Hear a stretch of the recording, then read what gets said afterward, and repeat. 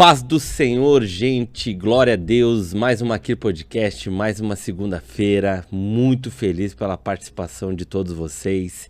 Queremos já de início agradecer aos nossos parceiros, Demarca Empreendimento, Prensadão do Urso, Granado Corretor de Imóveis, Confraria do Pão e Barbearia Campeira.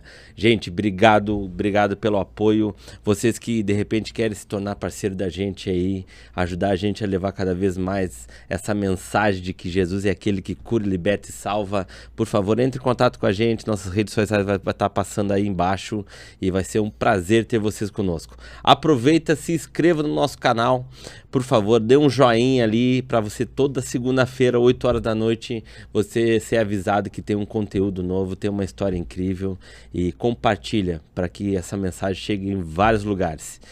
Gente, eu tenho certeza que hoje vocês não vão ficar aí de bobeira, vão ficar muito felizes e impactados com a história do nosso convidado. O pastor Coutinho está com a gente e vai ser incrível. Então, assim, ó, depois do intervalo, permaneça aí. Deus abençoe a todos. Maquir Podcast.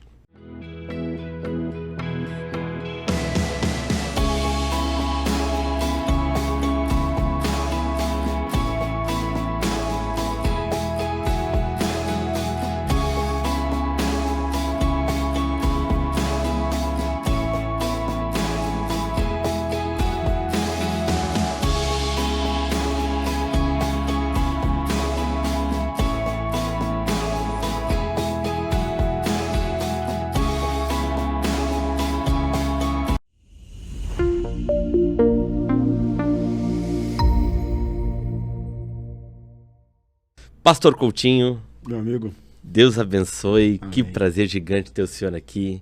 É Pastor Coutinho mesmo? Coutinho o nome? É, Coutinho é sobrenome. O nome é Vander Coutinho. Vander Coutinho, mas ficou Coutinho. Ficou Coutinho.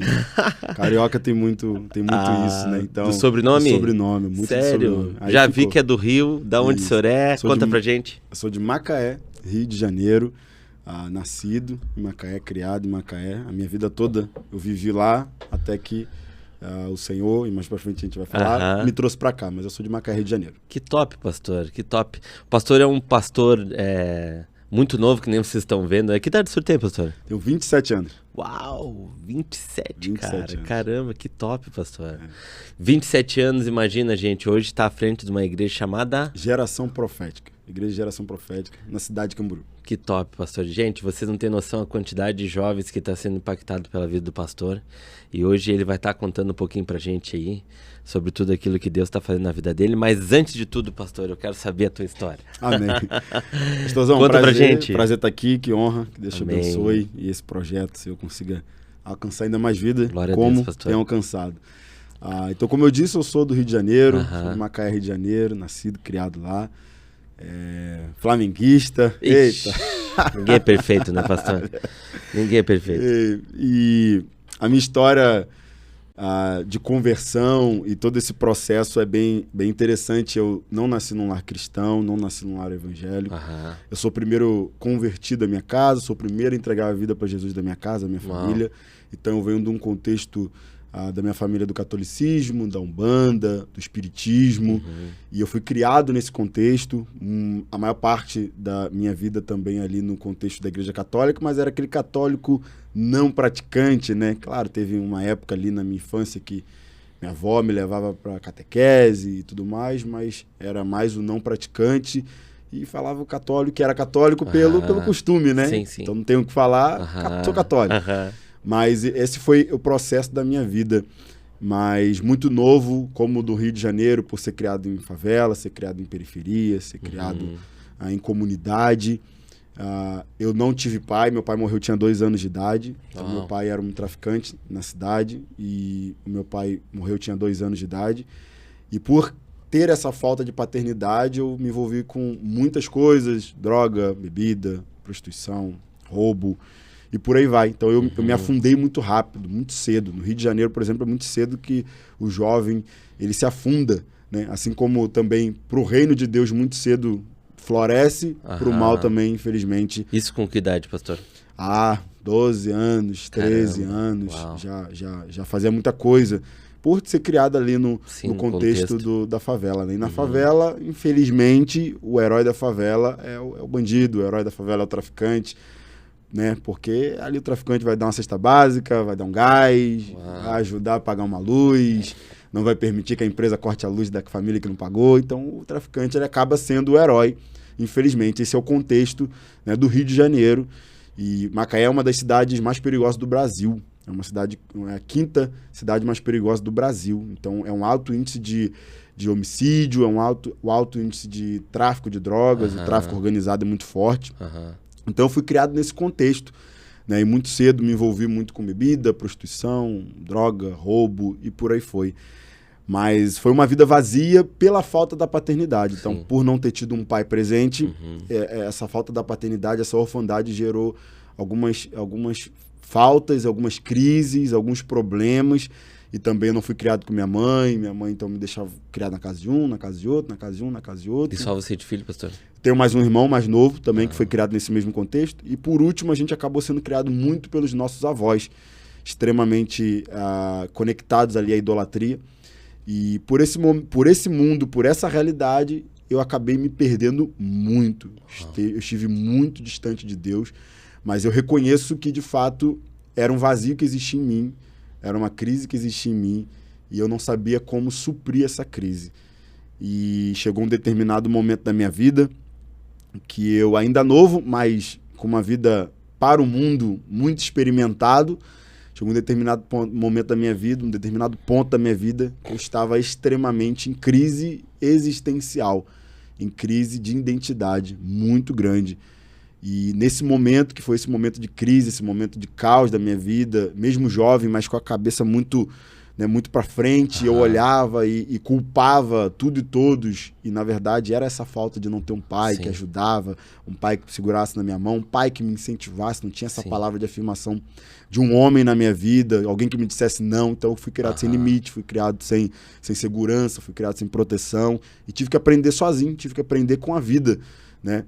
E chegou um momento que essa crise foi tão grande, foi tão extraordinária, que esse ponto ápice da conversão na minha vida foi numa virada de ano, e eu estava na praia numa virada de ano, e nessa virada de ano eu tinha bebido, tinha usado drogas, tinha me envolvido com tanta coisa, mas na verdade aquilo era tudo para ser aceito por um grupo de amigos, um grupo de pessoas. Sobre aceitação. Sobre aceitação. Eu só queria ser aceito, por um grupo. Uma mentalidade de órfão, na realidade. A mentalidade de órfão, exato. Então, naquele dia eu me lembro que eu bebi e fui, saí e fiz tudo que tinha para fazer, mas aquilo não me preencheu e aquilo não teve efeito, a bebida não teve efeito, a droga não teve efeito, o ambiente não teve efeito. Aí quando teve a virada de ano, a contagem na praia, quando todo mundo celebrou a virada do ano, parece que a crise piorou na minha vida. E eu olhei e falei, cara, o que eu tô fazendo aqui? Uau. Aí tinha um emissário, como se fosse uma ponte. Eu corri para debaixo daquela ponte, dobrei meu joelho e falei, se existe um Deus que tantos falaram, tantos pregaram, tantos tentaram me apresentar, eu falei, naquele lugar, naquele contexto, muda minha vida, muda minha história. E eu fiz essa oração. Se existe um Deus, muda minha história, muda minha vida. Eu não quero mais isso aqui. Porque se esse Deus não mudar minha vida, eu vou dar cabo da minha vida. E eu já tinha tentado tirar minha vida algumas vezes. Aconteceu esse episódio, eu voltei para casa e dias depois, eu ainda em crise existencial, na realidade, eu em casa, e eu sei que hoje é o Espírito Santo, me conduziu e falou, veja um filme. Aí eu fui lá e pesquisei e achei Paixão de Cristo. Aí eu comecei a botar a Paixão de Cristo para ver e vi aquele filme. E eu digo isso sempre, quando eu conto o meu testemunho. Aquele filme foi a revelação de Cristo para mim. Uau. Aquilo ali foi... Eu entendi. Quando acabou o filme, as escamas caíram dos meus olhos. E eu comecei a chorar e eu entendi. Eu simplesmente entendi que eu tinha um pai e eu estava buscando em coisas, em pessoas, em situações, em substâncias, aquilo que ele tinha para mim. E eu entendi, eu compreendi isso vendo aquele filme. Aí quando acaba o filme, eu lembro que no final do filme entrava uma música do Fernandinho, que é que sai da tua terra, ó filho meu, que eu te mostrarei. E aquela música foi com uma flecha no meu coração, aquilo me encheu e eu comecei a chorar. E eu tive uma experiência com o Espírito Santo na sala ali da minha casa, deitado num sofá. E eu tive aquela experiência, aquilo foi muito vivo. E foi tão vivo que no meio daquela experiência, tocando aquele louvor, e eu extasiado, o que está acontecendo, o que é isso aqui, top, meu telefone toca no mesmo momento. E quando meu telefone toca, era o pior amigo que eu tinha, sabe? Aquele pior amigo, assim, ó, o mais louco. E eu olhei e falei, cara, não vou atender ele, porque eu tô vivendo isso aqui, e ele vai me chamar pra zoar, pra sair, pra usar droga, e era umas 6 da tarde. Aí algo dentro de mim atende. Aí quando eu atendi, ele falou, ele me chamava de Júnior, ele falou, Júnior, vamos pro culto? Aí eu falei, só pode ser o senhor. Pô, mais tranqueira que porque o pior que tenho, o pior amigo que eu tenho, me chamar pra ir pra um culto, e eu tendo essa experiência, eu falei, cara, se isso não é Deus, eu não sei o que é. Top. Mas ainda extasiado com aquilo, eu peguei, eu falei, vou. Aí eu peguei, ele me passou na minha casa, fomos de ônibus, né? Era do outro lado da cidade, eu fui na Geração Profética. Quando eu desci do ônibus, eu entrei na porta daquele lugar, eu tinha entrado 1, 2 vezes numa igreja evangélica na minha vida, e tudo muito, muito abstrato. Quando eu entrei naquele lugar, tinha um voluntário na porta, ele me deu um abraço, olhou nos meus olhos e falou assim, ei, cara, eu te amo. Uau. E no primeiro momento, aquilo foi, pra mim, uma resistência, porque penso, um órfão de pai, ouvir com um homem falar que ama, foi uma resistência. Sim. Mas fisicamente, pra mim, eu me mostrei resistente, mas aquilo foi uma flecha no meu coração. Uau. E eu costumo dizer sempre que a pregação, o louvor daquele dia foi incrível, mas o que me ganhou foi aquele jovem na porta olhar pra mim e dizer eu te amo. Então até hoje, quando eu vejo esse jovem, ele mora em Macaé, eu olho pra ele e falo, cara, eu sou quem eu sou porque você me deu um abraço. Uau. E sem me conhecer você dizia que me ama. Entrei no culto, sentei na cadeira, ouvi a palavra, não esqueço até hoje, Efésios 6, a palavra que o pastor pregou, que é até hoje meu pastor. E quando ele fez o apelo, eu não sei, eu digo sempre, eu não sei o que aconteceu. Eu só sei que eu estava lá na frente, chorando, levantei minha mão e falei, eu quero esse Jesus. Uau. E entreguei minha vida para Jesus ali. Desde aquele dia, desde aquele momento, daquele exato momento, a minha vida foi transformada. Então, de lá para cá, já se fazem 10 anos, pouco mais de 10 anos, a minha vida foi transformada para a glória de Deus. Eu fui totalmente transformado.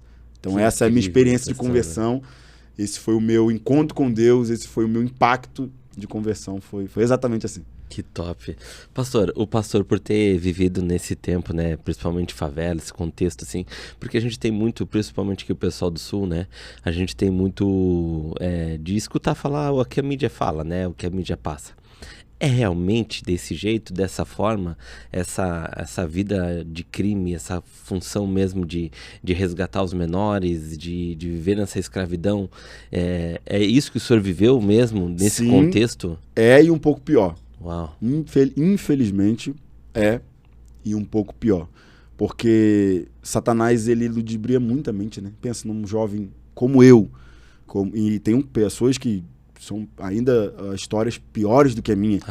Pensa num jovem que não teve um pai, não teve uma mãe, não teve um carinho de um pai, não teve carinho de uma mãe, a pobreza extrema, não tem educação, não tem oportunidade, ou não sabe como entrar nessa oportunidade, não tem a revelação de Cristo, e esse jovem ser conduzido a uma vida do crime é muito fácil, é muito simples, é muito fácil. Pega uma sacola e leva essa sacola naquele lugar.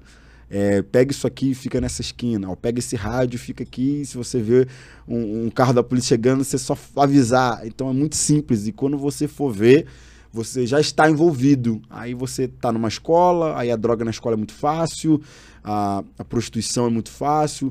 Então Satanás ele é um bom marqueteiro, né? E no Rio de Janeiro, infelizmente, eu amo o Rio de Janeiro, eu amo a minha cidade, mas infelizmente, por negligência muito grande, a gente vai, negligência do Estado também, negligência muito das igrejas também, porque eu acredito que o evangelho ele é libertador, e eu acredito que um trabalho forte também de igrejas na comunidade quebra toda a cadeia. O evangelho quebra toda a cadeia da mente.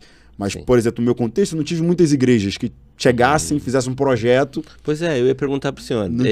Essa função lá principalmente do povo cristão, eles tomam um posicionamento de invadir esses lugares para pregar e fazer um movimento? Poucas igrejas. Então, algumas igrejas vão ter de um evangelismo. Vai lá, faz um evangelismo, e que é muito forte. Então, quando eu me converti, por exemplo, eu fiz muito evangelismo.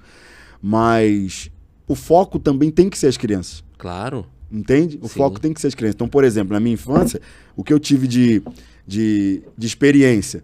Tinha um um centro, o maior centro da região de Umbanda é lá na minha cidade, na cidade de Macaé. O maior, é gigante.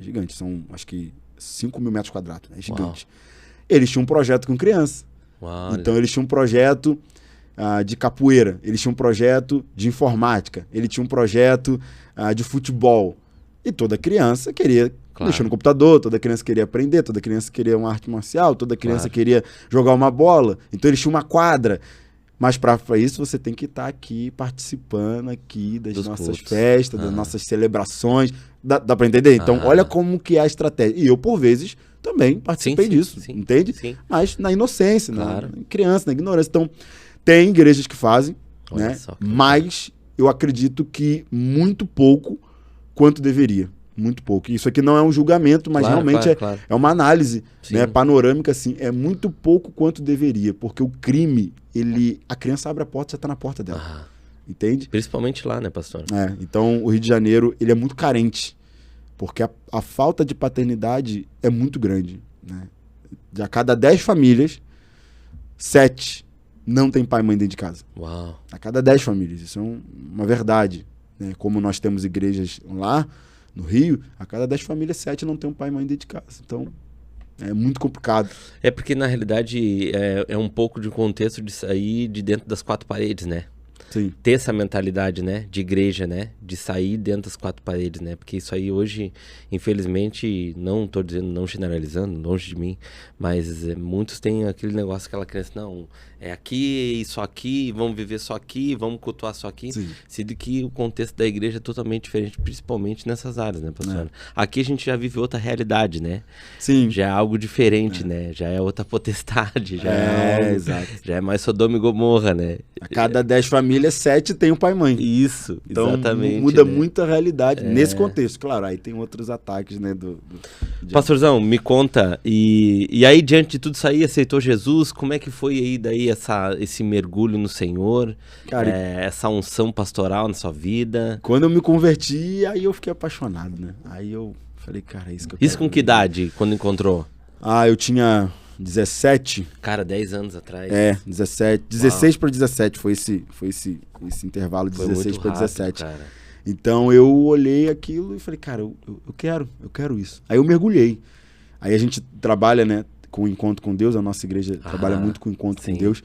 E eu fui pro encontro com Deus, aí voltei ainda mais fervente. Eu falei, cara, isso. Pegando fogo. Querendo aprender tudo. Me trancava dentro do quarto, ficava escrevendo versículo na parede, no teto, apaixonado, lendo a Bíblia toda em 3 dias. E eu fiquei ali pegando fogo.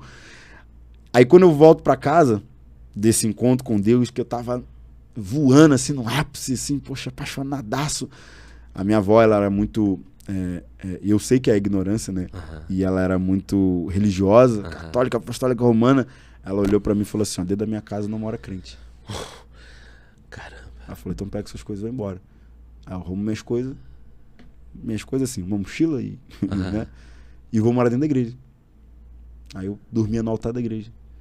Comia salgado que sobrava no final do culto, ajudava as irmãs lá, na cantina, e dormia com a cabeça no travesseiro ali, no altar.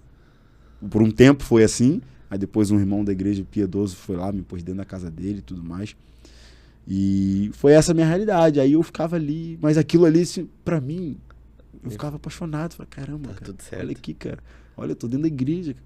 Eu quero isso aí. Então eu quero Jesus, eu quero... É o quê? Pra limpar? É pra servir? O que eu tenho que fazer? Porque na minha cabeça, poxa, eu encontrei um pai. Isso foi muito vivo pra mim, sabe? Isso foi muito, a revelação paterna de Deus foi muito viva. Poxa, eu encontrei um pai, cara. E isso foi acontecendo. Aí depois, aí minha vida foi mudando, a gente foi amadurecendo, eu fui servindo. A nossa igreja é uma igreja que se move em células. Aí eu fui discipulado. Teve um líder que cuidou de mim, cuidou do meu coração, me ensinou tudo, porque eu era cru, zerado na fé, então eu não sabia nada. Tudo que eu sabia era um pouco do catolicismo e alguma coisa de internet que era muito mística, muito, né? Sim. Então eu peguei, fui sendo discipulado, fui sendo cuidado, pessoas que me abraçaram, me amaram, me ajudaram, e eu era um jovem totalmente, ao olhar humano, você falava assim, não vai ficar firme. Pelo jeito do mundo, pelo comportamento do mundo, Às vezes eu costumo falar isso na igreja, né? Se vocês me vissem como eu entrei na igreja, vocês nunca iam falar que eu ia ser um pastor hoje. Provávelzão mesmo. Cabelo pintado de louro, né? E as vestimentas, o jeito, o palavreado, a cada 10 palavras que falavam, 7, 8 era palavrão, né? Todo esse contexto do mundo. E cuidaram de mim, me amaram, me ajudaram, e eu fui rompendo, aí me tornei um líder de célula, um obreiro, um diácono, fui crescendo na fé, fui evoluindo, sempre gostei muito de estudar, né? E eu fui estudando, fui buscando, fui me envolvendo com o corpo da igreja muito efetivo. Ontem mesmo eu falava com um jovem, e eu estava discipulando esse jovem, ele tem 17 anos, eu estava cuidando dele, né? Aconselhando ele, porque ele tem a idade que eu me converti, então eu queria dar uns conselhos para ele. Tava no shopping tomando café com ele, eu falei isso com ele, eu falei, filho, eu não me arrependo de nenhuma das vezes que os meus amigos quiserem ir para uma praia e eu não fui. Não porque eu não podia, mas aquilo tudo eu plantei. Então eles iam para uma praia, eu falava, cara, não vou não, deixa eu ler a Bíblia. Não, mas você tá ficando fanático. Cara, deixa eu aqui. Não, vamos jogar a bola. Não, deixa eu ler. Deixa eu ir pro monte. Né? Então eu não me arrependo de nada disso, porque isso tudo foi necessário por uma construção. Deus estava construindo algo em mim. Entende? Então essa foi meu processo ali de discipulado, cuidado, de arrancar os carrapichos que estavam em mim, uma mente órfã. Esse líder teve que cuidar muito de mim com a minha mente órfã, né? Porque o órfão sempre quer uma aceitação, o órfão sempre tem um medo do abandono. Se vitimiza. Sempre se acha menor, né? A autocomiseração, a comparação no jovem é muito grande. Então eu tive que lidar com isso.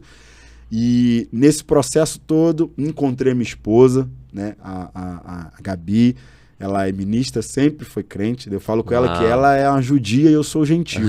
Porque ela sempre foi crente. Ela é neta de pastor, ela morava em cima de uma igreja, sempre foi criada na igreja. Minha esposa é incrível e eu a amo. Eu encontrei ela e casei com ela. Né? Eu tinha 20 anos de idade. Casamos. Nosso casamento foi um milagre. Filhos, pastor? Tem um filho de 1 ano e 3 meses, Moisés. Filho de 1 ano e 3 meses. Legal. E aí eu casei com ela em 2018, casei com ela. E isso tudo foi crescendo, a gente foi crescendo, avançando. Aí eu comecei a pregar, viajava a alguns estados para pregar, algumas cidades para pregar. E eu só queria compartilhar o evangelho. Eu nunca fiz uma oração assim, Deus, me faça um pastor de uma igreja. Sabe? Entendi. Porque eu só queria... Eu era um menino que saía das drogas e queria compartilhar. Eu só queria compartilhar que Jesus me tirou. Deus fez na minha vida, pode fazer na tua também. Eu só queria compartilhar. Então na minha célula eu tinha 20, 30, 40, 50 meninos e eu só queria compartilhar o evangelho. Então o meu pastor, meu apóstolo falava assim, você dá aula na escola de líderes, um curso que a gente tem? Eu falei, dou. Você toma conta da tarde da bênção? Eu falei, tomo. Você faz a consagração aqui sábado de manhã? Faço. Eu só queria compartilhar o evangelho. Eu só queria falar de Jesus. Você palestra no retiro? Palestra. Você palestra no encontro? Palestra. Você palestra para casar? Foi palestra. Um ano de casado eu já palestrava para casal porque eu só queria compartilhar a verdade do evangelho. Casei com a minha esposa e a gente ficou junto ali. Minha esposa também tem esse contexto da orfandade e Deus nos conectou. E quando a gente casou, Deus deu uma palavra pra gente. Falou assim, ó, eu vou juntar 2 órfãos para exercer paternidade. E a gente casou.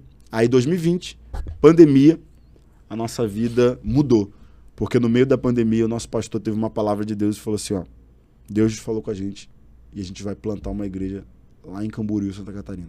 Ele recebeu uma palavra de Deus. E isso era no meio da pandemia. A nossa igreja no Rio estava fechada, porque no Rio de Janeiro lacrou tudo, em 2020. E ele falou, eu recebi uma palavra e eu quero mandar vocês. E a gente tinha 22 anos de idade. Uau! E a gente olhava, mas como? Pastor, como assim? Aí ele falou, Deus apontou vocês. E vai ser vocês. Aí a gente foi ungido a pastor, 22 anos de idade. E fomos enviados para cá, para Camboriú. E começamos a igreja aqui com 10 pessoas. Sem nada, sem dinheiro. Sem ninguém. No meio da pandemia. Sem prédio, sem nada? Sem nada. Aí conseguimos encontrar um prédio, que era... um prédio de uma igreja batista. Aí quando a gente entrou lá, na porta tinha o nome da igreja. Aí embaixo estava assim, ó, como um subtítulo, para uma geração profética. Falei, aqui. Aí a gente alugou esse prédio sem dinheiro, sem nada. Não tinha som, não tinha cadeira, não tinha nada. Era 10 pessoas, 10 jovens. E eu não conhecia os jovens, não conhecia eles. E começou Deus mandando, pastor? Deus mandando. Olha só que loucura, né, cara? Deus, ele é demais, cara. Deus foi mandando. Ah, vocês estão aqui agora? Porque em 2018 eu tinha vindo aqui. Vocês estão aqui? Tamo. Vamos plantar uma igreja. Ah, vamos. Aí estavam desviados. Ah, então a gente vai também. Então tá bom. Então vocês são obreiros, estão com a gente. E fomos jovens também que queriam Jesus. Mas a religiosidade tinha sufocado, tinha pressionado. Aí agora você imagina, pastor, um jovem de 22 anos, casado ali com uma jovem de 22 anos, pastor, numa igreja como Camboriú, que é muito religiosa. Eu amo Camboriú, mas Camboriú sofre muito pela religiosidade. Agora você imagina. E num contexto, não sou militante, nada disso, mas e negro ainda. Eu sofri, pastor. Não me vitimizando mais. Eu imagino, pastor. Você consegue imaginar? Com certeza. Então, assim, esse foi o nosso início da geração profética na cidade de Camboriú. A gente começou desse jeito. Mas e nesse início também, pastor, Deus deve ter quebrado e ter muito, assim, forjado o senhor nesse tempo também, principalmente em relação à orfandade, né? Sim, porque aí eu encontrei uma rejeição na cidade. Exatamente. O que eu tinha lidado lá... Exato. O que eu tinha lidado lá atrás, mas na verdade a gente sempre acha que a gente venceu aquilo, mas parece que, ó, é Deus mostrando, ainda tem alguma coisa para vencer. Então, quando eu chego nesse contexto e enfrento, como o senhor falou, essa rejeição, isso foi muito sério para mim. Porque me deu um choque. Eu falei, poxa, eu tô sendo rejeitado, mas não foi Deus que me mandou para cá? Então, na rádio, falavam da gente. Uau. Passavam umas pessoas na calçada, cuspia na calçada, amaldiçoavam. Tá brincando. Sim, teve umas 2 cenas de entrar dentro da igreja. Quem é o responsável? Fulano. Aí eu vim, isso aqui não é de Deus, isso aqui vai fechar. Vocês estão sendo rebeldes. Vocês vieram para cá para desviar nossos jovens. Cuspir no meu pé. Na fila de banco me amaldiçoar. Fala, vocês têm que ir embora. Vocês são do diabo. Vocês são filhos do diabo. Aí, olha o nível da rejeição. Só que a rejeição é quebrada com uma palavra. Eu tinha uma palavra. Aí eu olhava para Deus e falava, Deus, eu tenho uma palavra. Eu lidei no mundo ganhando traficante diversas vezes. Entrar dentro de favela, lidar com gente com fuzil na mão, pistola, com granada. Será que eu falei, Deus, eu vou ter medo de um religioso? Não vou, Deus. Foi o Senhor que me chamou. Se não for o Senhor, me leva embora. Mas se for o Senhor, que a gente consiga fazer o que o Senhor quer que a gente faça. E a gente avançou, continuou, e Deus, graças a Deus, foi bom. Uau, que top, pastor. Meu Deus, eu nem imaginava que chegava tanto assim. Porque assim, a gente sabe o teto de bronze que tem, né? E não em todos os lugares, mas existe. Mas a gente não imagina a esse ponto. Pastor, deixa eu te perguntar uma coisa que eu queria... a paternidade, essa falta de paternidade na vida do senhor, ela era algo, quando o senhor, antes de conhecer a Cristo, ela era algo que o senhor externava ou algo que o senhor guardava dentro do senhor? Eu externava inconscientemente, né? Então era externado... Não era um grito assim, meu Deus, eu não tenho pai. Não, verbalmente, fisicamente não. Então as minhas ações mostravam, as minhas atitudes revelavam o que estava dentro. O grito era aqui dentro. Então eu nunca sentei com alguém no mundo e conversei, ó, cara, eu sinto isso aqui porque eu não tenho pai. Nunca. Orgulho, né? Medo também do que vão falar. E tinha que ser homem também, né? Entende? Mas aqui dentro era um grito. Então, poxa, dia dos pais, por exemplo. Então no dia dos pais tem ali as crianças fazendo um trabalho e tinha um pai. Eu nunca tive. Uau. Escolinha de futebol. Eu nunca tive. Aí tem o meu avô, que foi um grande homem na minha vida, mas pelo trabalho nunca conseguiu. E também não era obrigação dele fazer isso. Mas nunca conseguiu ir lá, estar comigo, numa escolinha de futebol, me levar. Tios meus também, por trabalho, também não conseguiram. Também não era obrigação deles fazer isso. Então, eu fui muito sozinho. Então, eu e meu irmão ia lá, jogava bola. Campeonato, não tinha alguém lá. E isso doía, porque eu via os meus amigos com seus pais, saindo, tomando sorvete. E aquilo foi, sabe, remoendo, isso foi doendo. E a orfandade, o diabo trabalhou tanto na minha vida, pastor, que só para você ter uma ideia, meu filho tem 1 ano e 3 meses. Quando a minha esposa ficou grávida, eu fui para Macaé visitar minha mãe e eu fui lá contar para ela, né? Poxa, meu primeiro neto, fui contar para minha mãe. Quando eu cheguei para contar para ela, eu falei, mãe, tem que te contar uma coisa. Ela falou, não, pera aí que eu quero te mostrar uma coisa antes. Ela não fazia ideia que minha esposa estava grávida. Ela foi lá e pegou. Eu nunca tinha visto uma foto do meu pai. Nunca. Nunca tinha visto uma foto do meu pai. Uau. Durante 25, 26 anos da minha vida. Nunca tinha visto uma foto dele. Aí ela falou assim, ó, eu tava mexendo nas minhas coisas, que eu me mudei, e eu achei uma foto do teu pai. A primeira vez que eu vi uma foto do meu pai foi naquele dia. Quando ela me mostrou a foto do meu pai, eu vi a foto do meu pai pela primeira vez na minha vida, aí eu falei, então tem uma surpresa para a senhora. Eu vou ser pai. Uau. O mesmo dia que eu contei para minha mãe que eu ia ser pai, foi o mesmo dia que pela primeira vez eu vi a foto do meu pai. Caramba, mano, que top, mano. Sabe? Então a orfandade foi muito... O diabo trabalhou muito isso na minha vida. Mas o evangelho desconstruiu isso na minha vida e me deu uma mente de filho, graças a Deus. E isso foi se desenvolvendo, sabe? Em outras áreas. Por exemplo, quando meu filho nasceu, o Moisés, no dia do parto dele foi parto de cesárea, e quando ele nasce sem respirar. Meu filho fica 3 minutos sem respirar. E ele não respirou. E naquele dia ali, dentro daquele, isso há 1 ano e 3 meses atrás, dentro daquele centro cirúrgico, eu comecei a orar. Falei, Deus, eu sou órfão. Minha esposa é órfã, foi o Senhor que me deu meu filho.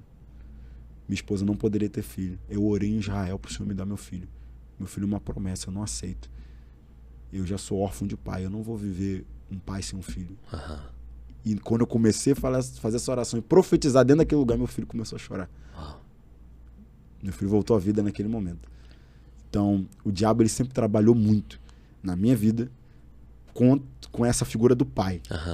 Antes, por eu não ter tido, e depois com a figura eu como pai. O diabo querendo, de certa forma, roubar isso de mim. Sim. Sabe, esse sentimento que foi... O senhor tem filho? Tem interesse. Então, poxa, o sentimento de ser pai, meu Deus. Não, ele só vai saber o que é amor depois que vê aqueles bichinhos nascer. Né? Então, nasce o filho, nasce um pai, é o que eu falado. Então, o diabo sempre trabalhou muito isso. Mas o evangelho foi me dando uma mente de filho, me dando um coração de filho. E eu sou apaixonado por essa mensagem de paternidade, sou apaixonado por essa... É a sua realidade, né, pastor? Pela minha realidade, sabe? Mas o inferno trabalhou muito, mas de certa forma Deus também estabeleceu isso. O pastor veio lá do Rio de Janeiro, Macaé. Isso. Já com um contexto, assim, né? Em questão de pesquisa, né? Cada 10, 7 são órfãos, né? No Rio de Janeiro, sim. Aqui, uma realidade é totalmente diferente. Isso. Né? Aqui, a cada 10, 7 tem pai. O senhor percebe que hoje aqui são mais pessoas se colocando como órfãos do que sendo? Sim. São mais pessoas querendo ser órfão do que sendo. Porque, assim, pastor, é muito fácil você desonrar um pai e uma mãe se você não sabe o que é não ter. Sabe? Então, quem tá nos assistindo, por exemplo, cara, abraça teu pai, cara. Caramba, é verdade. Ama teu pai, cara. Mas meu pai fez isso, minha mãe fez isso, você não sabe o que fez. Cara, talvez é o que eles receberam. É inconsciente, sabe? Às vezes é o que eles receberam. Às vezes os pais deles foram pais ruins porque os pais dos pais deles, sabe? Mas abraça teu pai, cara. Eu falo isso na igreja, galera, ama teu pai. Não, mas meu pai bebe, meu pai me bateu na frente. Cara, abraça teu pai, perdoa ele. Porque quantas vezes eu queria ter um pai para me abraçar e não tive. Então, às vezes a pessoa quer se colocar nesse lugar de órfão, mas não é. E o que vai ganhar, por exemplo, a minha mãe é viva, então quando eu vou para ver minha mãe, semana que vem até tô indo lá ver ela, quando eu vou lá ver ela, pastor, eu não fico pregando de José, Moisés para minha mãe. Eu dou um abraço nela, eu beijo ela, falo, mãe, te amo. E minha mãe ainda não é convertida no Senhor, mas o amor de Cristo em mim me faz amar ela. E quando eu amo ela, ela olha e fala, cara, o que aconteceu com você? O que mudou a tua vida? Como assim? Sabe? Eu fui expulso de duas escolas, e a terceira não fui expulso, fui convidado a me retirar. Pela rebeldia. Hoje... Uma expulsão educada, né? Hoje, pela graça de Deus, eu tenho escolas bíblicas. Uau. Né? Uma escola, uma escola um pouco menor, como um treinamento intensivo. E eu já tive a graça de escrever 5 livros. Como que um órfão que fugiu de escola e foi expulso de escola consegue escrever? É porque Deus mudou minha vida. Aí, quando minha mãe se depara com isso, ela fala, cara, o que aconteceu? Aí eu falo pra ela, foi Jesus, mãe. Sabe? Então, realmente eu vejo que as pessoas se colocam como órfão, mas eu digo isso pra quem tá em casa. Ame teu pai, ame tua mãe, abraça. Independente do que eles fizeram, perdoe. Às vezes, é a única realidade que eles tinham. Perdoe, ame eles. Porque talvez um dia você vai querer fazer e não vai ter oportunidade. Isso aí é terrível, né? Porque daí se depara com duas dores, né? A do arrependimento e a do remorso, né? Que eu acho que eu não sei qual é pior, né? De viver esse contexto. Pastor, o senhor falou muito sobre essa função da rejeição, né? Isso já é algo que o senhor, através dos livros do senhor, o senhor coloca muito em prática em relação ao seu contexto de ministério, né? Pastoral. Sim. É uma casa de paternidade? Sim. É inacreditável, inacreditável assim, ó. Vou dar uma estatística, né? Esse dia a gente parou e eu falei assim pra equipe, gente, vamos contar quantos filhos de pastores nós temos. Eu queria saber. Aí tinha lá, acho que 30 filhos de pastores. Que os pastores não congregavam ali. Então, tipo, de outra denominação e foram congregar com a gente. Aí eu fui sentando assim, conversando com um com o outro. E eu perguntei, qual foi a tua maior dor? A resposta deles pra mim foram, eu ter sido órfão de pai vivo. Uau. E sabe o que me assusta? Que os pais eram pastores. Caramba. E isso mexe comigo, pastor. Porque eu não quero ser um pai negligente. Mas será que isso, de repente, pastor, não é uma suposição? Não estou dizendo que seja uma verdade. Viver muito mais a igreja do que a família, a casa. Esse é o ponto. Então a gente tem uma jovem que eu conversei com ela, ela falou assim, meu pai construiu 5 igrejas, cidades diferentes, foi para vários campos. E ela falou uma coisa que me marcou, ela falou assim, ó, mas ela não construiu uma mulher. Uau. Aí quando essa jovem casou, ela foi treinada nem para ser filha, que dirá ser esposa. Nossa. Entende? E se não fosse a igreja ajudando, aconselhando, ela ia terminar um casamento. Falhou na principal missão, na realidade. E eu não quero falhar, pastor. Eu sou jovem, eu tenho 27 anos, meu filho tem 1 ano e 3 meses, pretendo ter outros filhos, mas eu não quero falhar nisso, sabe? Eu não quero que meus filhos olhem e vejam um pai que toca nações, que escreve livros, que levanta pessoas, mas não tem um pai que joga bola com ele. Uau, que não tem um pai que parte pão. Que eu tenho pouco tempo com meus filhos. Eu tenho 18 anos. Se meu filho casar novo igual eu, 20 anos. É muito pouco tempo. Pra eu estar todo dia ali com ele. Que depois disso vai casar, vai viver a vida dele. É claro, vou ver 1 vez na semana, 2 vezes na semana. Se morar perto de mim, se não morar perto de mim, se tiver para outro status, deixa eu chamar ele para outro país, outra nação, não sei, sabe? Então, poxa, eu não posso ser negligente. E isso é algo que a gente trata muito na igreja. São muito jovens, a gente ganha muitos jovens, e essa mensagem de paternidade é a que mexe com eles. Há uns 2 meses eu preguei uma mensagem ali na igreja sobre paternidade, né? Aí a gente vive... Todo mês a gente pega um tema e expõe esse tema. As raízes, né? As raízes. Aí a gente pegou o mês e a gente falou só sobre paternidade, só sobre isso. Aí eu preguei uma mensagem de paternidade. Aí eu falei sobre a característica de um órfão. Como a gente falou aqui, o medo, a timidez, a autocomiseração, o vitimismo. Aí eu fui citando. Aí no final, eu sempre apontei Deus como pai e tal. Quando eu fiz o apelo, 5 jovens saem desesperados e se jogam no altar. Aí eu olhei para aquilo e falei, caramba, que forte, né? Orei e tal. Aí tinha aceitado, umas 20 pessoas aceitou Jesus naquele dia. Aí quando acabou, eu fui conversar com aqueles jovens e falei assim, pastor, nós somos de orfanato. Todos nós somos órfãos. Uau. E o diretor do orfanato falou que leva a gente numa igreja, ele botou no Google, a primeira igreja que apareceu foi aqui, e ele trouxe a gente. E quando você chegou aqui, você falou de paternidade. Então a mensagem da paternidade... E estão até hoje na igreja. Uau. Os 5, pra glória de Deus. E o diretor vai na igreja. Vai junto. Então essa mensagem de paternidade é uma mensagem que a gente cuida e a gente tenta muito expor ela e curar o coração dos filhos. Porque se isso não for curado, um marido, uma esposa, um empresário, um pastor, um líder, infelizmente vão ter fracasso. Não terão êxito naquilo que Deus chamou eles para fazer. Eu cuidei muito tempo de uma comunidade terapêutica, né? Dependencial que droga, né? E igual o impacto que o senhor teve na igreja, né? De muitas pessoas, né? De ser filho de pastor, né? Porque, cara, eu ia falar de Bíblia com os caras meu Deus, eu tinha que tomar cuidado para não passar vergonha, porque sabiam muito de Bíblia, né? E eu disse, cara, como é que pessoas que conhecem tanto a palavra, cara, conhecem tanto os princípios, conhecem tanto né, Jesus por aquilo que, né, através da palavra, enfim, consegue chegar num ponto desse, né?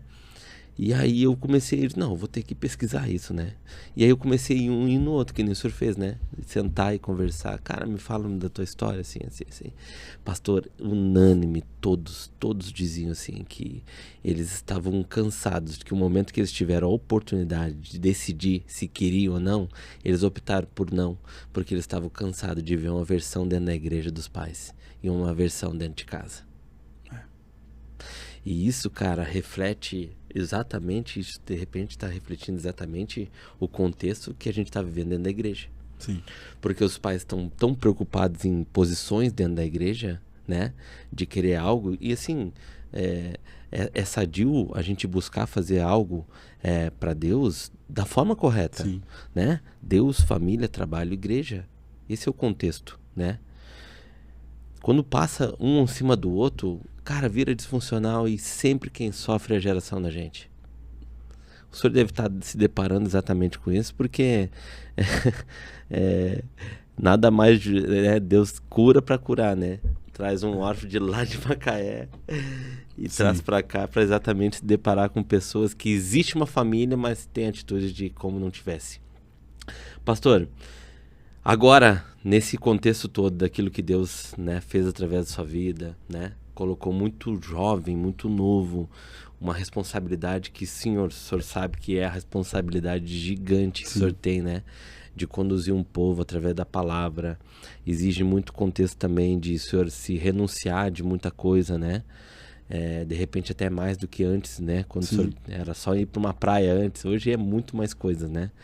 Precisa se dedicar para uma palavra, simplesmente entregar o melhor de Jesus, enfim. Hoje, diante de tudo isso, assim, o que Deus tem sinalizado para o senhor em relação a, profeticamente falando, né?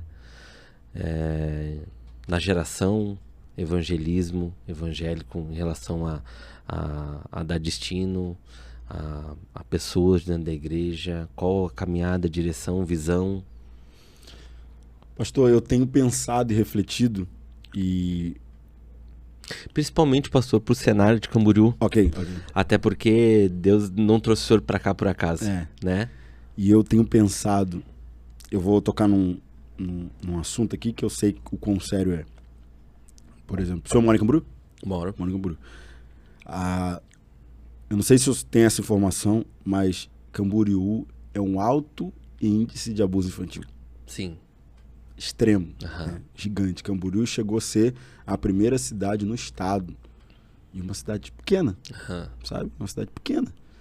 E Camboriú chegou a ser a cidade no estado com maior índice de abuso infantil. Mas isso é uma coisa que tem que pesquisar muito, porque não é divulgado. Não. Esse é o ponto. Ninguém fala. E o meu choque é... Como que ninguém fala disso? Esse é, pra mim, né? Tô falando do pastor Coutinho, isso é um choque. Porque como que ninguém fala? Como que ninguém expõe? Como que ninguém trabalha nisso, nesse ponto? Muitos porque não sabem, né? É uma realidade oculta. E muitos sabem, mas talvez não é rentável, não é lucrativo. Por exemplo, eu tenho um projeto com criança, aí eu conversando com uma pessoa, ela não é cristã, mas ela é envolvida na política, ela falou assim pra mim, mas projeto com criança não dá retorno. Aí eu olhei... Isso no meio público? No meio público. Aí eu olhei pra ele, eu pensei numa resposta, o Espírito Santo falou comigo assim, filho, não adianta responder. Essa é a mentalidade mundana, diabólica e animal. Uau. Isso aí é normal pra eles. Sabe? Então, assim, eu, respondendo a sua pergunta, profeticamente eu creio que o Senhor, ele tem levado Camboriú pra gente olhar um pouco mais para as crianças. Eu tenho sentido isso no meu espírito, ok? Que a gente vai olhar um pouco mais para as crianças. E quando a gente olha um pouco mais para as crianças, a gente começa a ver um campo muito grande. Porque uma criança, por exemplo, disfuncional, tem algum contexto por trás. E aí a gente chega nas casas, a gente chega nas famílias, a gente chega na mãe, a gente chega no pai, aí a gente consegue chegar na geografia, no bairro, e a gente consegue ir avançando. Mas eu sinto que a gente tem sido levado para cuidar das crianças. Por exemplo, um sonho meu, e agora é um sonho ministerial e pessoal também, é ter uma escola em Camboriú. Eu sonho em construir em Camboriú uma escola para que essa escola tenha princípios, valores do reino de Deus. Isso é o sonho, é algo que entre eu e Deus eu oro e creio que isso vai acontecer, mas eu tenho esse sonho de construir uma escola. Eu vou conseguir solucionar o problema de todas as crianças em Camboriú? Claro que não. Mas, se a gente começar, sim, a gente inspira outros, como tem pessoas que começaram e vão inspirando, e a gente consegue continuar avançando, sabe? Então, eu penso que em Camboriú a gente, profeticamente, tem que olhar para as crianças. Esses dias eu cheguei em casa, e faz parte disso, e eu estava em casa jantando, o Espírito Santo falou comigo muito forte. O Espírito Santo gritou dentro de mim e falou assim, ó, cuida das famílias atípicas. Cuida das famílias atípicas. O Espírito Santo gritou dentro de mim, eu larguei a comida e eu fiquei ali extasiado. E Deus falou comigo, cuida das famílias atípicas, cuida das crianças autistas e cuida das mães. Só que eu não tenho contexto na minha família de nenhuma criança autista ou muito contato. Contato que a gente tem muito pouco com a igreja, né? Mas eu, pessoalmente, assim, não tinha muito contato. Então, para mim, é um campo muito que eu não compreendo. Então, peguei meu celular, mandei mensagem para uma irmã na igreja que eu sei que ela tem filhos autistas e falei assim, ó, ô irmã, Deus falou isso comigo, me ajuda. Eu quero a sua ajuda, porque Deus falou isso comigo, o que eu posso fazer? Então, comecei a pesquisar. Em Camboriú, por exemplo, há uma fila de 350 crianças para receber a terapia e o tratamento. Uau! É gigantesco. Isso tudo o senhor foi atrás? Eu fui atrás, eu fui buscando saber. Mas o particular é muito caro. Eu não tinha noção que era tão caro. R$1.000, 1.200, 1.500, 900. Uma criança. Para uma família com uma renda baixa, nunca, jamais vai conseguir. Para uma família que está lutando para pagar o aluguel e comer, como que vai conseguir cuidar de uma criança? A gente sabe o contexto que é aqui, né? Como que vai cuidar de uma criança? Sabe? E eu tô falando isso, né? Claro, no contexto Camboriú. Então eu falei, o que eu posso fazer? Procurei uma clínica particular. E nessa clínica particular, conversei com a dona, expus o meu coração a ela. Falou, pastor, eu vou te ajudar. Reduziu o valor. E eu comecei um projeto de pagar a terapia particular para crianças autistas. Uau, que top, pastor. Crianças que são da igreja e crianças que não são. Então tem crianças que são da igreja e tem crianças que não são, que nunca pisaram. E é esse o meu objetivo. Eu quero alcançar o máximo de crianças possível. E a gente foi crianças com nível 1, nível 2, nível 3 de autismo, né? E eu só estava obedecendo. E Deus foi fazendo. Então, por exemplo, a venda dos meus livros é para isso. Eu não ganho nenhum real com meus livros. Todos os meus livros que são vendidos são para financiar e custear esse projeto. E eu fazendo. Aí eu fui lá ver, né, como é que tava. Cheguei lá na clínica, uma mãe falou, pastor, conversa com a diretora aqui da clínica, que ela vai te contar uma experiência. Aí eu fui conversar com ela falou assim, pastor, a maior dificuldade que a gente tem para um autista é explicar sobre Deus. Eu falei, por quê? Ela falou, porque o autista gosta daquilo que é tocável, que ele vê. Entendi. E explicar da fé para ele, que ele não tá vendo, isso é muito complexo. E ela me explicando ali, eu falei, caramba. Ela falou, mas eu quero te contar uma experiência. Tem uma criança aqui que ela era não verbal, ela chegou que ela não falava, passou 5 meses, a gente com a fono ali foi cuidando dela. A primeira vez que ela conseguiu falar foi quando ela pediu para orar. Meu Deus. E ela pediu para orar por uma professora. Meu Deus. Aquilo para mim foi uma resposta de Deus. Uau. E Deus foi, tá vendo aí, filho? Então, envolvendo esse contexto das crianças e também das crianças autistas, eu acredito muito que a gente tem que olhar. E eu tenho uma percepção profética, que a gente tem que olhar para os pequeninos, porque eles não têm vozes. E Deus já deu estratégia já, pastor? Do projeto? De chegar e principalmente tocar nessas famílias. Sim, porque essa irmã que está me ajudando, ela é psicopedagoga, ela é professora para crianças autistas, então ela já tem acesso a uma rede muito grande. Então, por exemplo, entendi. A gente tem bastante crianças ali fazendo hoje o projeto, mas temos uma fila enorme.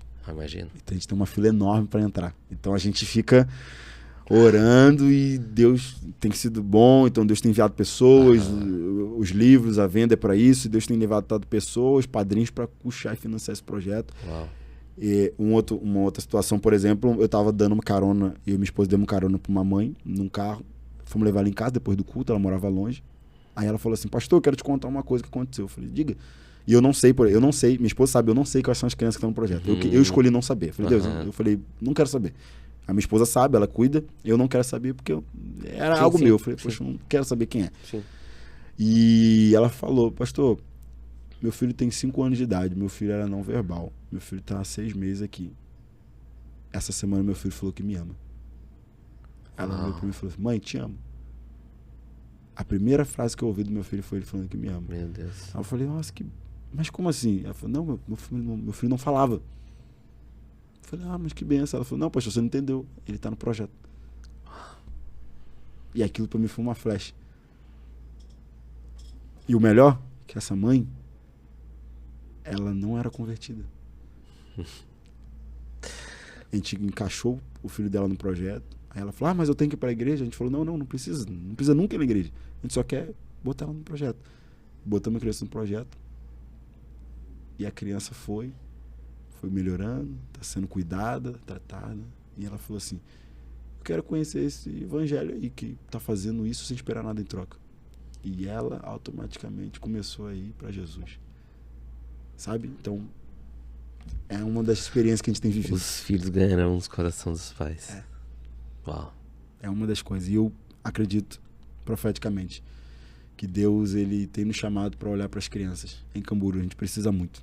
Muito, pastor. Muito. A gente precisa orar muito pelas crianças. Amém. É um principado na nossa cidade. Isso é evidente. Isso é notório. E a gente precisa orar. Porque as crianças não têm voz. Como disse esse político para mim, não é lucrativo. Uau. Parece que Deus sempre, através de sacerdotes, né? O pastor também, meu pastor, né? Ele teve um problema muito grave de paternidade também, ele vive isso aí. Lá na casa também, por isso é a casa do pai, né? Sim. Mas Deus tem estado muito forte em relação a posicionamento de homens, sabe? E principalmente esse ano a gente tá trabalhando muito forte em relação a isso, sabe? Porque tem muita gente que bate cartão. E não tem um posicionamento. Então parece que Deus está posicionando cada sacerdote dentro do contexto da cidade a se posicionar em cada área da família. Sim, para resolver o mesmo problema. Da questão família, sabe? Que incrível isso, pastor. Pastor, o senhor trouxe um livro aí.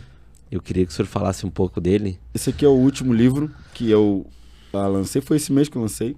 Eu Decido Ser de Honra. Uau. Eu abordo tudo sobre honra, teologicamente e na prática da vida orgânica da igreja. Então, um marido de honra.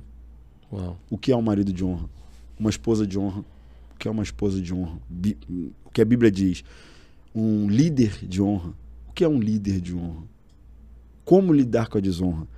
Porque eu não sei, pastor, qual a sua opinião sobre isso, mas eu acredito muito que muitas das vezes a batalha de um pastor não é só com os demônios. Não. Isso aí a gente jejua, ora, mas a ingratidão, pastor. Eu falo por mim, tá? A ingratidão dói muito. Então, ontem mesmo um jovem perguntou, pastor, qual é a coisa mais difícil? A batalha espiritual? Eu falei, filho, batalha espiritual existe, é real, mas a gente jejua, a gente ora, a gente vai para Deus. Difícil é lidar com a ingratidão. E eu abordo sobre isso, como lidar com a desonra, porque uma pessoa que passa na minha vida e passa na sua vida e desonra a gente, é ingrata. Não que a gente faz esperando a honra, não que a gente faz esperando a gratidão, a gente faz porque a gente ama Jesus, ama o evangelho, ama pessoas, mas uma pessoa que age assim, isso nos fere. Só que a gente não pode mudar. E a gente não pode falar assim, não, nunca mais eu faço isso por ninguém.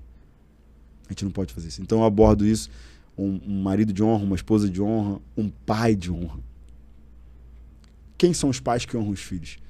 Eu acredito que os pais que honram os filhos são os pais que preparam um destino profético para os filhos. Sim. Ok? Então, o Senhor lida com homens, há muito homem e mãe, né? Muito pai e mãe, que se preocupa muito na faculdade que o filho vai fazer. E tá tudo bem, claro.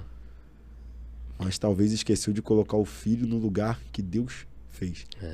Então Deus falou comigo sobre o meu filho. Moisés não é teu. Meu filho se chama Moisés. Você vai cuidar dele, você vai treinar ele, você vai amá-lo, você vai protegê-lo. Mas ele não é teu, ele é meu. Coloque ele no caminho que eu tenho para ele. Deus falou isso comigo e com a minha esposa. E Deus falou comigo, seu filho é teu primeiro discípulo. Se você falhar com ele, você falou com todo mundo. A tua missão. Entende? Então o que é um pai de honra? O que é um filho de honra? E eu vou abordando. E por último, o último capítulo, o que é uma igreja de honra? O que é uma igreja de honra? É uma igreja que serve a cidade. É uma igreja que cuida de pessoas. É uma igreja que cuida de vidas, cuida de almas. Então esse aqui é um dos títulos. Esse foi o que lançado agora por último. Eu decido ser de honra. E como eu disse aqui, toda a venda dos livros é para o projeto das crianças autistas. Então um livro que a pessoa compra, ela tá abençoando uma criança. Eu não sou vendedor de livro.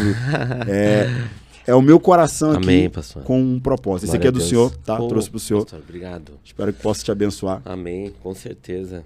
Pastor, e para pessoas que quiserem fora adquirir? Pode ir no meu Instagram lá.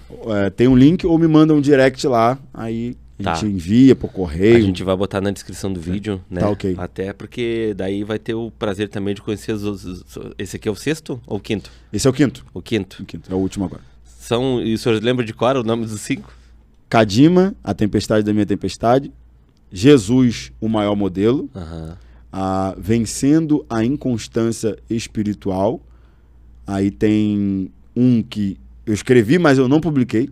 Uau. Então, esse é o quarto publicado, mas é o quinto escrito. Tá, mas e o quinto? O quinto ele... Se chama Deus Nunca Se Atrasa.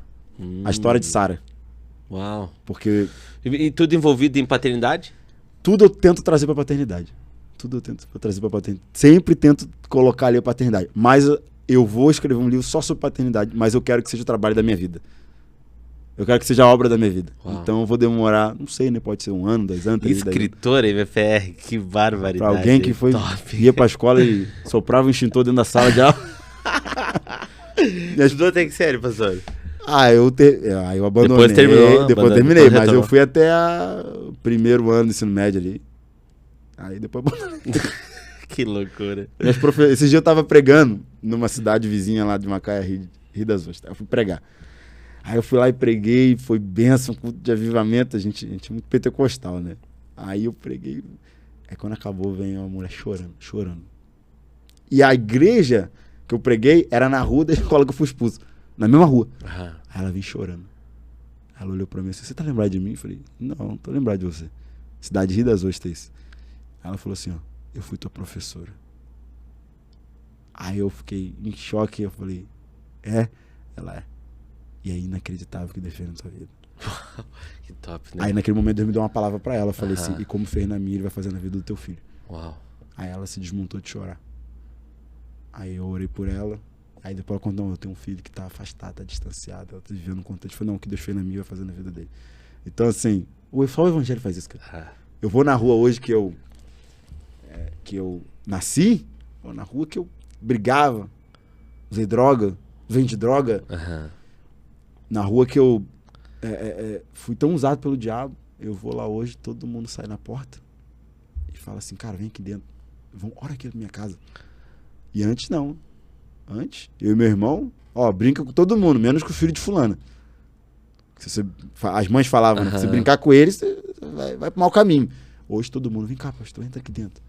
E hoje lá, eu sou pastor da rua. Eu sou conhecido lá eu sou o pastor da rua. Eu sou pastor pra eles lá. Então eles esperam ir lá pra fazer alguma coisa, pra fazer um culto. Eu sou pastor pra eles. Que top. Mesmo eu estando aqui. Porque eles viram tudo na minha vida. Viram eu ser criado ali naquela rua, viram tudo ali e viram o que Deus fez na minha vida. É tão top, né, pastor? O senhor falou sobre desonra, né? Quando a gente vê a desonra, principalmente como pastor, né? Mas também é tão top quando Deus usa a boca da gente pra liberar algo, né? E a gente viu o resultado, né? Hoje chegou um vídeo pra mim no Instagram e é de uma moça que eu não reconheci. E aí dela fazendo um tipo de falando de algo da Jocum. Sim. E aí eu disse, nossa, mas por que será que ele mandou isso aí pra mim? E aí parece que ele é cunhado dela, enfim. E aí mandou pra mim e depois escreveu, pastor, esse pastor que ela fala aí é o senhor que liberou em tal igreja, assim. E aí eu me lembrei, cara, era um culto de jovens e essa menina tava sabe aquelas mulheres que ficam assim? Sim. E não quer estar ali, que foi empurrada. E eu, na hora Deus pediu pra me parar tudo e eu falei pra ela, disse, você vai ser uma missionária. E aí ela relata ali, né, que ela não queria. E eu disse, cara, nossa, cara, não tem nada a ver sobre o jogo, mas é top quando Deus pega um improvável assim, sabe? Aquele que tu olha assim, não, esse não tem jeito, esse parece que é pra evidenciar cada vez mais aquilo que Deus pode fazer. Eu não me acostumo, pastor, com a graça de Deus. Eu já fui em algumas nações. Eu sirvo algumas nações. Já fui em tantos lugares, já sentei em tantas mesas, mas toda vez que eu tô nesses lugares eu falo, Deus, eu era só um órfão. Eu era só um órfão que usava droga, que bebia, que me prostituía. E o Senhor me mudou minha vida, o Senhor me transformou num pai, num pastor. Hoje eu piso em nações, hoje eu prego o evangelho em nações, mas eu era só um órfão. É tudo pela graça. É por Ele. É incrível, né? E se Ele tirar isso tudo, tá tudo bem. Porque Ele continua. Assim. E Ele é o suficiente. É isso aí. Não é sobre as coisas. É sobre Ele. É o meu Pai. Eu o amo e eu vou gastar minha vida por Ele. Uau. Pastorzão, cara, obrigado. Aprendi muito com o senhor. É até difícil falar senhor para um rapaz de 27 anos. Mas eu reconheço aquilo que o senhor tem na sua vida, né? Aquilo que o senhor carrega. A autoridade, né? É muito claro ver aquilo que Deus colocou no teu coração. E principalmente profeticamente. Eu acho sim, eu tenho certeza, pastor, que a vinda do Senhor para cá não foi por acaso. Amém. Até porque o seu coração jovem, a sua maneira de ver as coisas, de repente vai quebrar muito paradigma. E glória a Deus por isso. Conselho de alguém que está um pouquinho mais tempo. Aconteça o que acontecer, pastor, e eu sei que isso está dentro do seu coração, não para de jeito nenhum. Amém. De maneira nenhuma, cara. Porque é jovens assim que vão mudar muita coisa, muito contexto, né? Com um olhar diferente, com um coração diferente. E tudo aquilo que o senhor viveu só trouxe força para o senhor ser quem o senhor é hoje, né? E principalmente com uma paternidade resolvida. O senhor entendeu que o senhor é filho e acabou o assunto. A verdade é essa. Então, pastor, prazeraço conhecer o senhor, de verdade. Dá um abraço em todo mundo lá. Tem alguns conhecidos que estão lá congregando. E glória a Deus por isso, né? Eu creio que vai ser muito pequeno. Daqui a pouco Deus já vai dar algo muito grande, um espaço maior, mas não é para exaltar o Senhor, e o Senhor sabe disso. Sim. É para que realmente o Senhor cada vez mais consiga, através daquilo que Deus colocou na vida do Senhor, ganhar esses jovens dessa cidade. Amém. E eu acho que a maior missão do Senhor, fora a família, né, que é o principal que o Senhor entende isso, é que o Senhor foi um dos líderes para ganhar essa cidade, essa região, né? Que a gente sabe o contexto que existe aqui. Sim. E por isso que Deus vai abençoar o Senhor de uma forma sobrenatural. Deus abençoe, meu pastor. Amém, meu Prazeraço. Obrigado. Deus abençoe você, tua casa, tua família. E é isso aí. Amém. Abraço, pastor. Meus amigos, mais uma aqui podcast, mais uma história, né? Incrível. O pastor falou muito sobre paternidade, né? E cada vez que o pastor falava sobre paternidade ali, eu ficava pensando, cara, a gente escuta isso tanto dentro da igreja, né? A gente escuta isso aí tanto sobre ser filho de Deus, a gente já tem um pai. Mas quando o pastor falou sobre a revelação veio por um filme, né? Quando ele assistiu um filme, ele teve a revelação de que realmente Deus era pai dele. Gente, existe uma grande diferença de ter informação e de ter a revelação. A paternidade é sobre revelação. A gente já, muitas vezes, a gente já foi informado de que a gente é filho, mas é só quando a gente mergulha, é só quando a gente se entrega, é só quando a gente se despide, a gente larga as ferramentas, larga as armas que a gente carrega por causa da orfandade, a gente diz assim, Senhor, se revela para mim, e aí vem essa revelação de paternidade que muda a história da gente, muda todo o contexto da forma como a gente se procede em atitudes, muda todo o nosso contexto familiar, porque o homem, ele consegue se posicionar como um pai de verdade para dar direção para um filho, a mulher, ela entende a maternidade, sua posição como mulher, e o filho desfruta de pai e mãe presentes dentro de uma casa. Então não perca tempo, gente, que você possa verdadeiramente buscar essa paternidade, você que ainda não entendeu realmente quem você é, essa sua identidade, que o inimigo tanto tenta tirar todos os dias, dizendo que você não tem jeito, que você não tem mais como, e principalmente que você não tem como ser filho. Então busque essa paternidade em Deus, porque somente Ele é o nosso Pai. Amém? Deus abençoe a todos. Maquir Podcast.